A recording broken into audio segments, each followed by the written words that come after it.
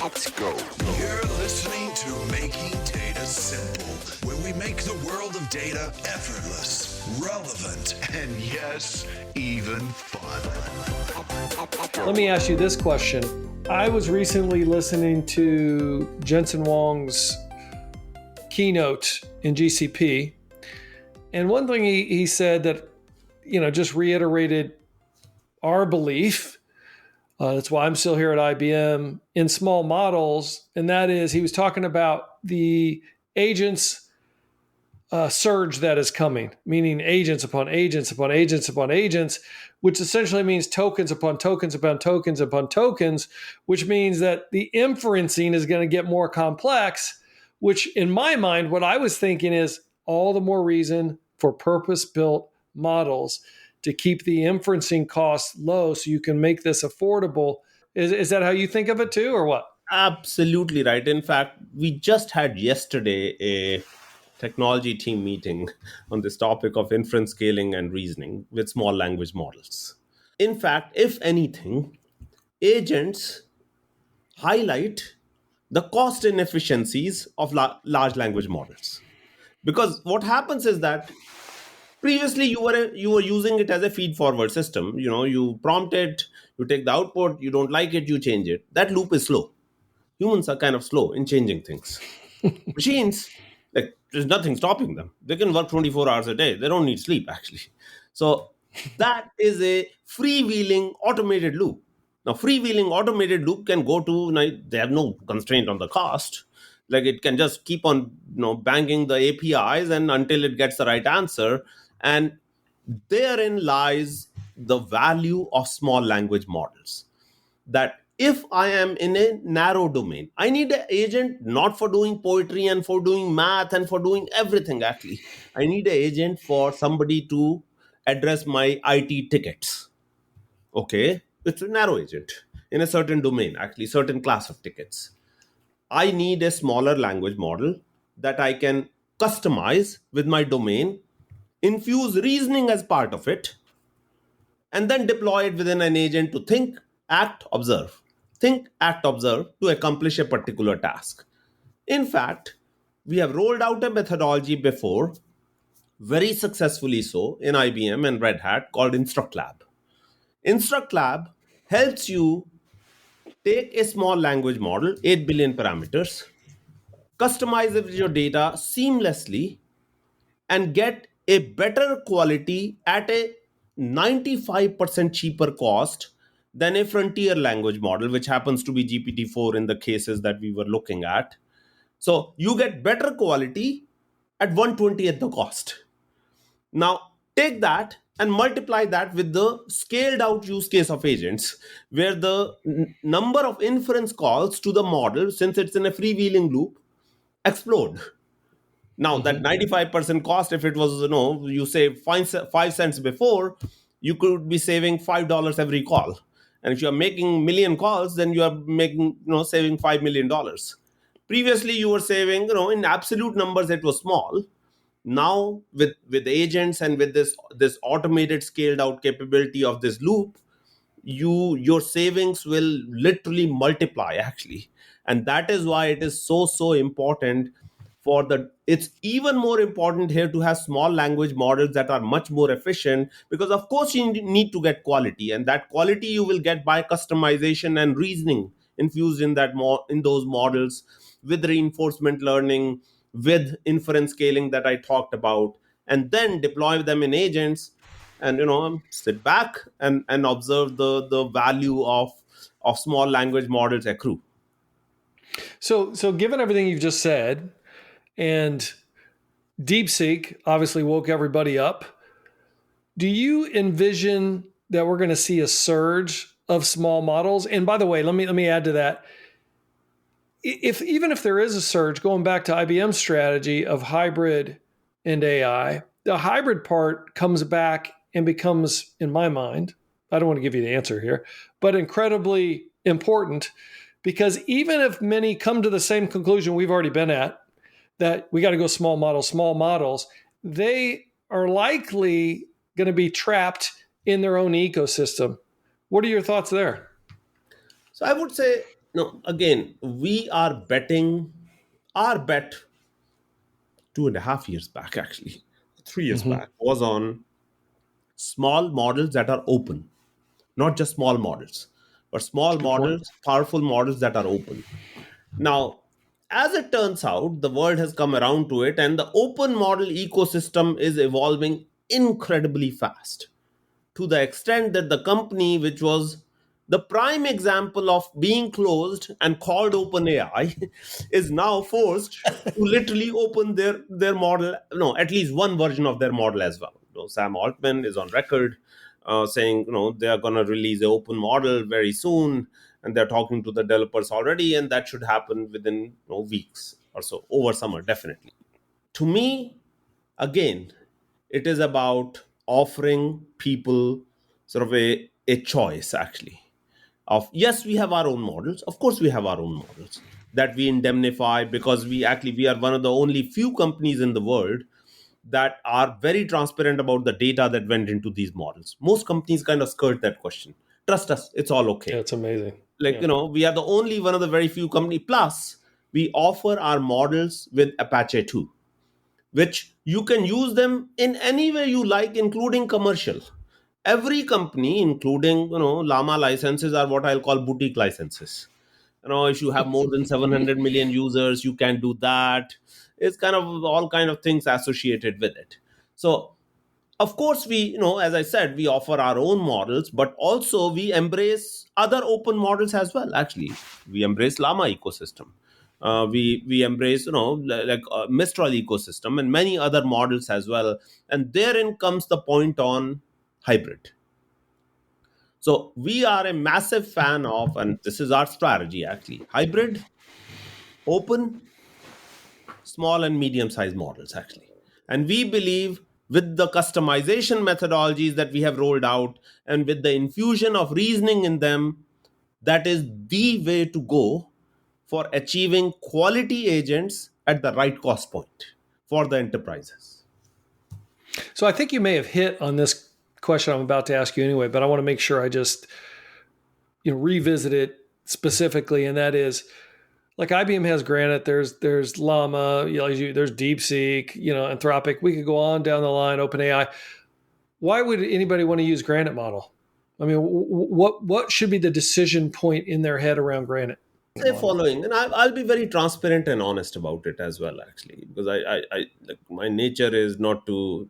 I am not in marketing, and neither am I in sales, actually. But Good, that's where we need you.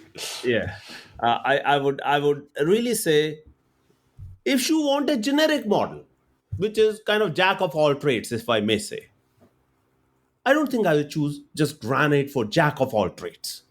Mm-hmm. To be honest, ChatGPT is an amazing, system, and the models that OpenAI or Anthropic are building are very good models. To be honest, I mean, Mm-hmm. all of us feel it actually, and like, if I'll be lying if I said those are not good models. They are amazing models, but Yep.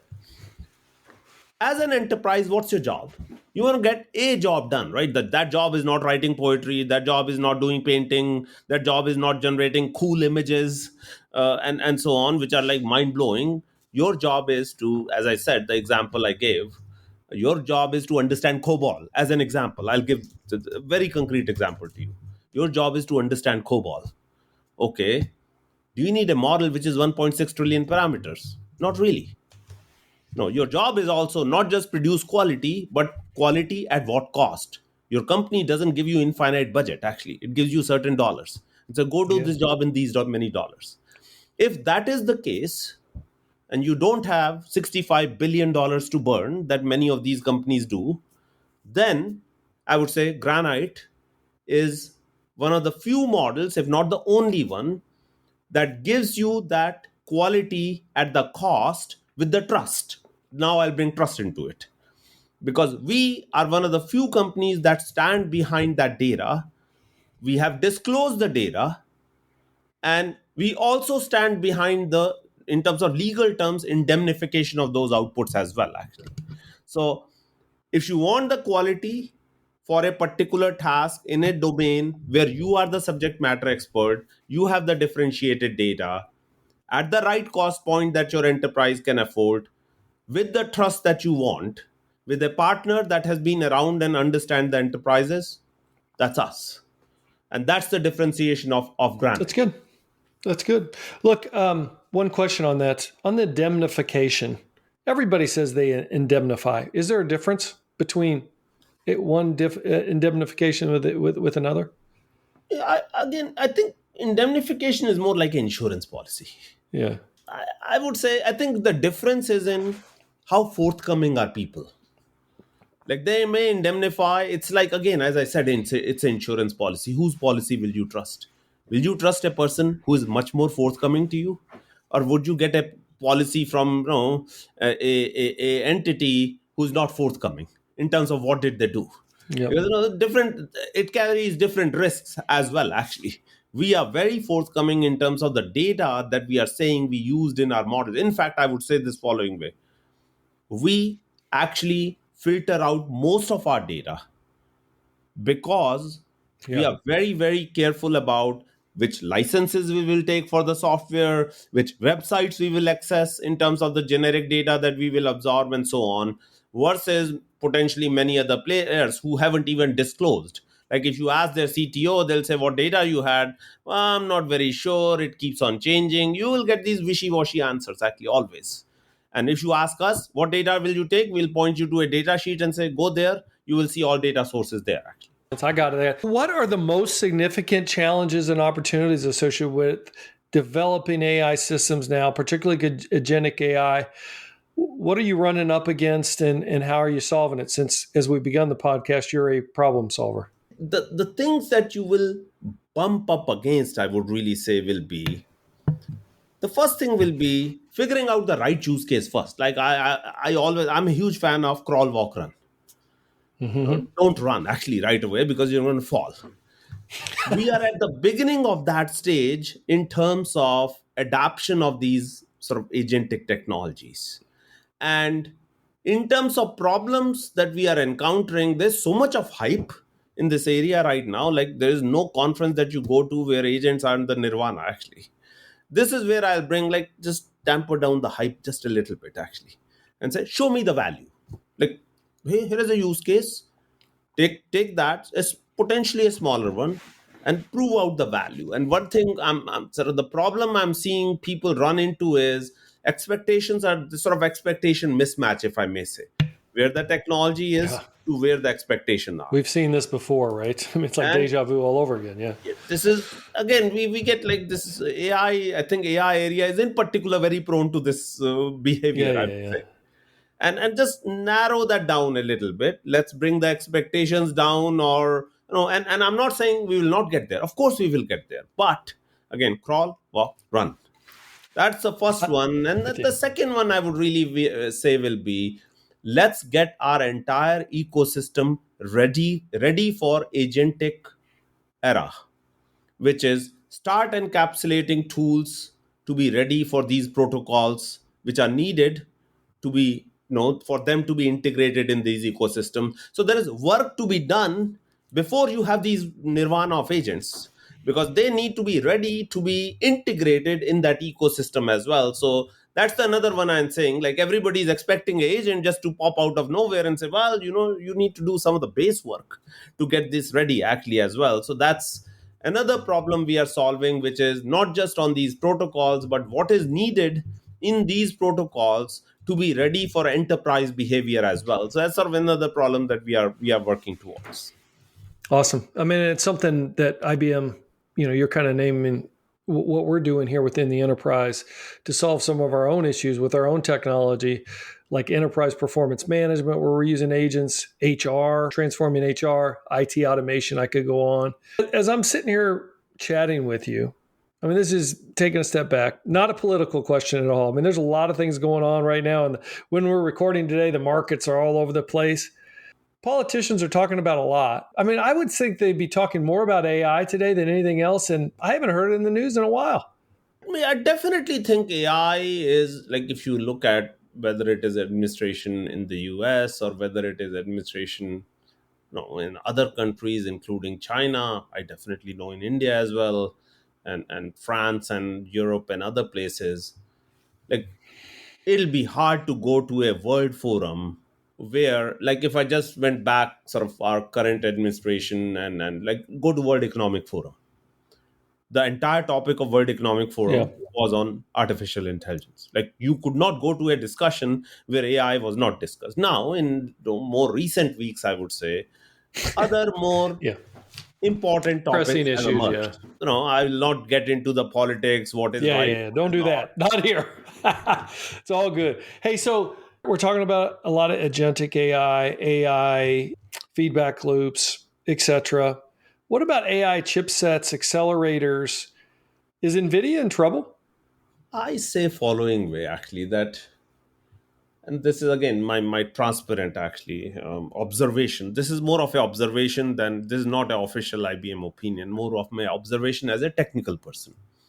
Yes, yes. Anytime monopolies take hold, massive monopolies like NVIDIA, it takes roughly speaking, and this is like history is testament to this, 2 decades to kind of displace them, if I may say. 2 decades, actually. Mm-hmm. So But we're are they operating at on a a really point fast where they timeline, have kind right? of peaked, actually?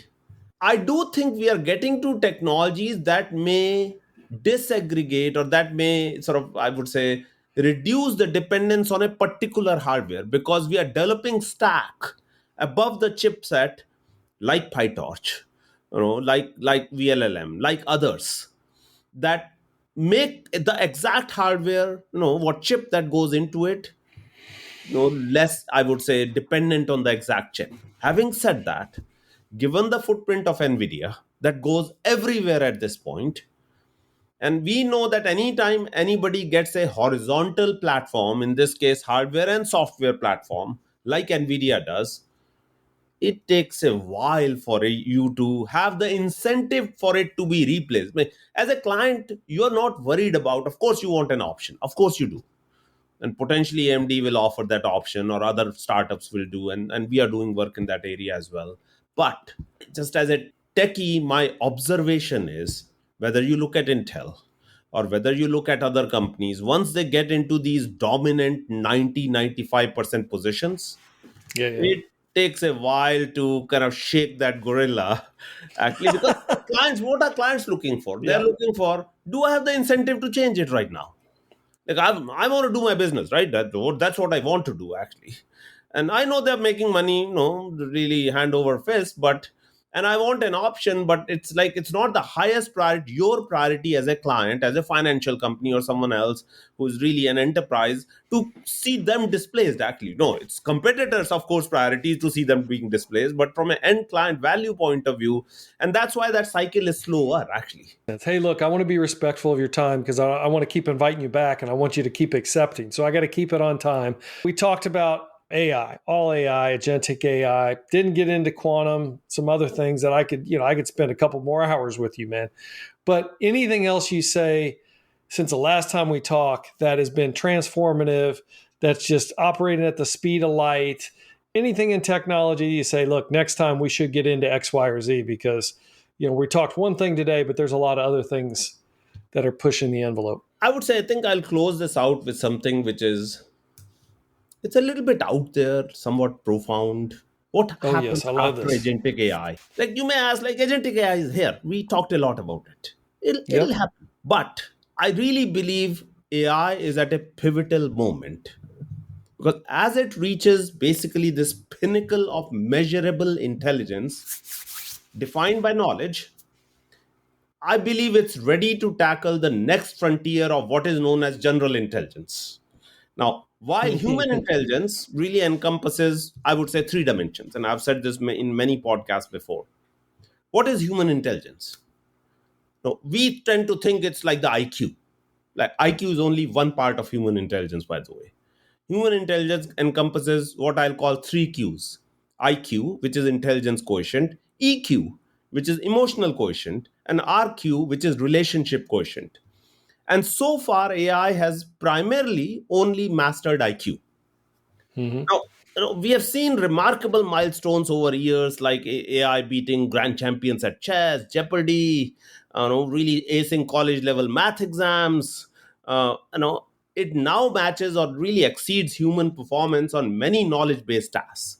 However, the two cues that are still further away from it, these, EQ and RQ are EQ, two yeah. important aspects of human intelligence that is, basically remain largely untouched by AI. Now, EQ helps humans understand and manage emotions, while RQ shapes how we build these relationships.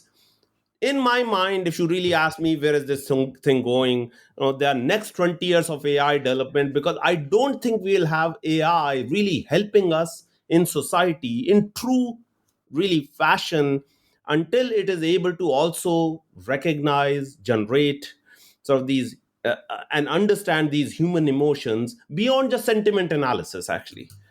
And this emotional AI dependency may become one of the most significant cultural turning points of our time, with machines capable of understanding, responding to, and generating emotions.